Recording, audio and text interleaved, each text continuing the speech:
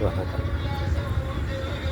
எல்லா மூங்கில்களுமே இறைவன் என்ன சொல்லுகிறார் என்றால், எல்லா மூங்கில்களுமே புல்லாங்குழல் ஆவதில்லை,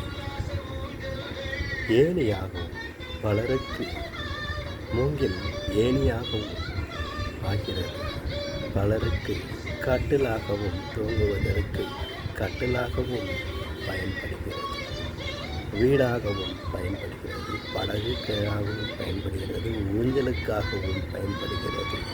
இப்படி ஒரு மூங்கிலே இப்படி இத்தனை வகைப்படும்போது மனிதனின் வாழ்க்கை மட்டும் எத்தனை வகைப்படும்.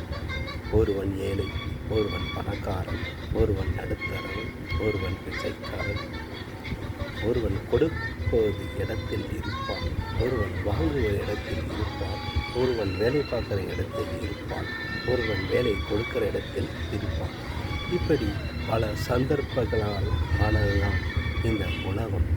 ஆனால் அமைதி மட்டுமே ஒன்று. இந்த அமைதியை கடைபிடித்தால் இறைவன் தேடி வருவான், ஓடி வருவான், நாடி வருவான்.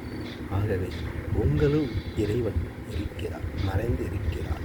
அந்த இறைவனை நீங்கள் வெளிக்கொண்டு வந்தால் கண்டிப்பாக ஒரு நாள் பலன் கிடைக்கும். ஆக சுத்தத்திலும் சுத்தம் முதலில் உன்னிடத்தில் இருந்து பார்.